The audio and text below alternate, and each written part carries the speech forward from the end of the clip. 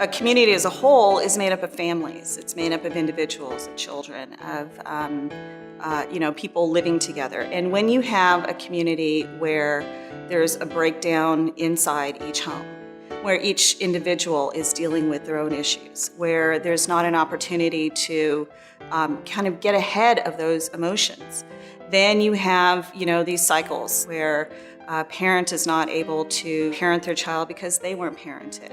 And then that child grows up and doesn't have the skills that they need to parent their children. So that's why we call HGP Healthy Generations Project, because it's about creating a healthier generation ongoing.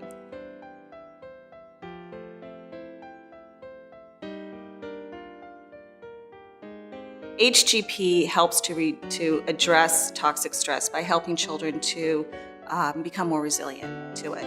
We can't step inside every home and fix what might be going on in the home. We can't stop, for example, the violence in this community.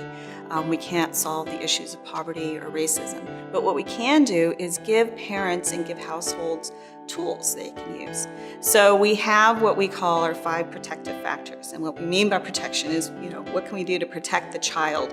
It's something in between the stress and the child. So we have 5 things: good nutrition, positive activities, non-toxic environments, nonviolence communications both in the home and in the community, and then putting education first. So we believe that those 5 things, if you can incorporate them into your home and into your lifestyle, helps a child to deal with the stresses that they already have. I noticed growing up, I was like, I know I was stressed. And I don't want more kids to be stressed, because when they're stressed and they grow up, they tend to go down the wrong path. So at least I'm here to help them get stress-free. So toxic stress is stress that is kind of ongoing violence, maybe in the home or in the community, having a parent that is addicted to substances, living in poverty. These all creates conditions for toxic stress. So children who grow up under conditions of high stress, while their language and other learning functions may actually do fine, a lot of them will say, I can't do math. The child's brain becomes trained to be on alert. That means that their fight or flight system is overactive. Now that overactivity is necessary for survival in that situation. But there is a trade-off. And the short-term trade-off is that when the brain is on high alert for danger, some of the other systems necessarily have to go offline. As you know, where we live, our environment, it's like a lot of these kids are fatherless. They don't have fathers at home. And me, like being a father and the only male in the group, and it's like I have that fatherly image that I give to the kids. And I watched a lot of kids in here grow up, and it's my way of giving back to the community.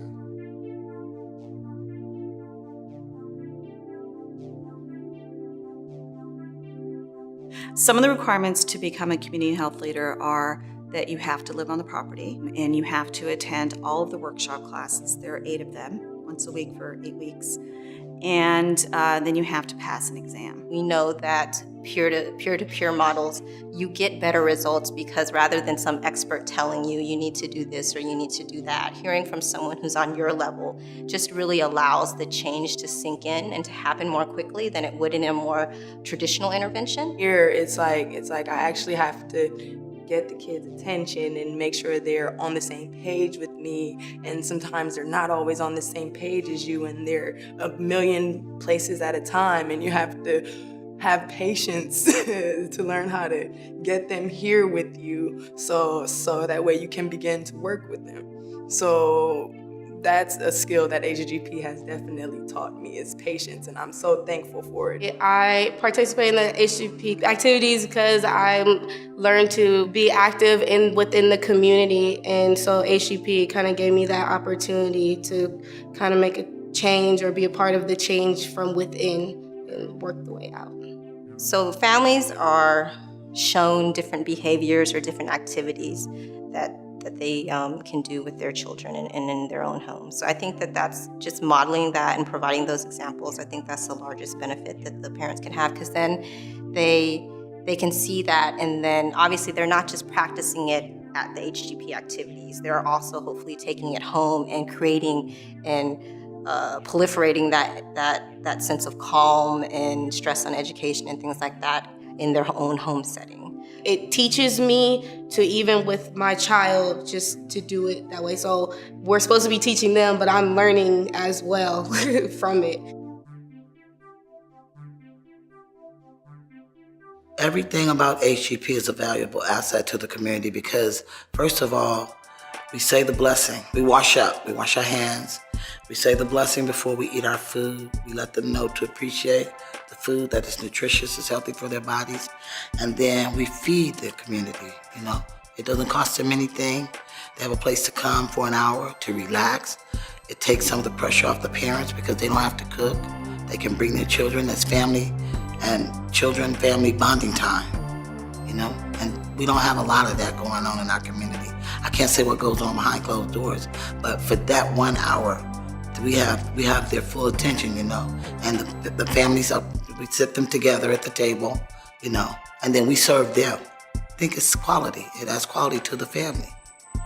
I think it's wonderful. I love it. My favorite part is to know different parents and to be socializing with them, and I get to see the kids that he usually play with, and I love kids. I love being with kids.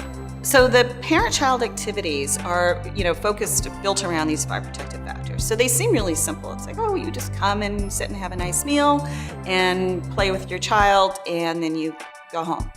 But there's so much happening in that. And so each one of the activities exemplifies as much of those 5 protective factors as possible. So when you come in, you're always getting a good meal. And the nutrition is important for developing brain. For me, my work schedule is so hard. I'm tired always, and for me, I could go to Tuesday, Wednesday, and Thursday classes, and there's food. I don't need to cook. I just need to worry about my son. That's all. The development of sort of deeper thought and reflection requires safety and security. Normal exploratory behavior also on a biological basis requires security. And you can see that in, say, a 2-year-old who won't explore a new environment until he or she is sure that mother is there and is being reassuring. You know, well, a lot of the kids, what they're doing is they're learning from us. They're looking at their parents, and if they see the parents are into it, then they tend to try to get into it as well.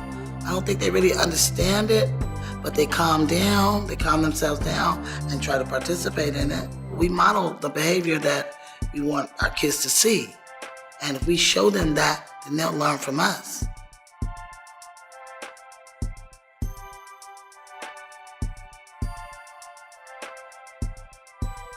So the walking school bus is basically, we worry about our kids. Now we know what kind of neighborhood this is, and we also know that a lot of kids miss school because sometimes the parents are doing other things, so they don't take them. So we like to volunteer to take their kids to school to make sure that the kids get to school on time and also are able to eat breakfast, because breakfast is the most important meal of the day. So we try to make sure that they get there on time to eat breakfast. You see the difference? The kids can relate to each other. They can bond together, and they can walk to school, and they don't have to look over their shoulders. They don't have to worry about nothing. And they can carry on a conversation with each other without even worrying. I said, well, think about it. If the kids was walking by themselves, what they would have to go through. And the playing group and the reading group, it's not, it is a lot on leading a stress-free life, but it's also about the parent and the child having a greater bond, An unplanned benefit of HGP has been that it's actually helping to provide mentoring between the community health leaders and the children that they serve. The children love them, they adore them, and they just feel so supported and so cared for and so looked after. And they don't always get that in other parts of their life. And so it is the HGP activities have indirectly provided this mentoring to the young children, which has been a really unexpected but much welcomed benefit. Really feel excited when I see the little 6-month-old, 7-month-old babies, how they sit there with their mouths wide open and they're listening to story time. I love it. I can never get enough of that. How interested they are in the story and how they react and how they start clapping, how they're enjoying it, you know? That does it for me. It doesn't take much. The changes I've noticed is some parents like that wouldn't be kind of out with their kids, you know what I mean? Like socializing and things like that. I've seen them just from being in the group, like they've opened up. Like we have the activities for the kids, but it seems like the parents are getting a lot out of it too. Like they're finally, like they're talking to other parents or just communicating about the kids. And so I see kind of socializing just opening up a little bit, guards coming down. It's a positive part of the Hill. I think it's important to have community is because if we don't have community, how are we going to build a friendship around community? How are we going to grow up and not knowing who we live with, and how can we build up friendships to grow and watch over each other? I've seen in myself the fact that I am a whole lot happier. I'm more energetic, I'm more out there, even if I'm tired and I don't want to get up in the morning. I'm like, kids, they love me, I love them, I gotta go see them.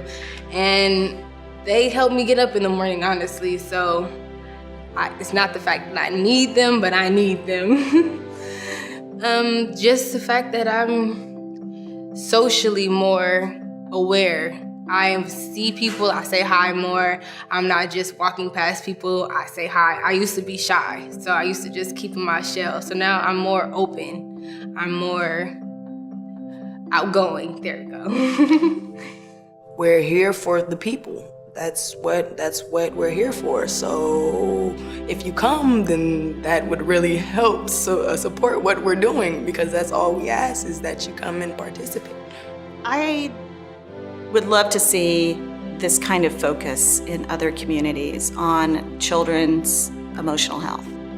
I think that it is the basis of all of our work towards improving distressed communities. I would like to see HGP grow, and as the younger generation comes behind it, each one teach one, and it becomes like the thing that's being initiated in most of the communities. People love their children. They want to have what they didn't have. This makes me cry, but they want to have that. So we try to give it to them 3 nights a week. It's not really just my community, it's mostly all the communities like these. We're mostly minorities living in a certain area. And my hope is that we can, stop all the violence and the fighting. So the things that I would want for the community is just for people to get along, and to worry about the kids more, to actually put more attention on the kids, because they are our future.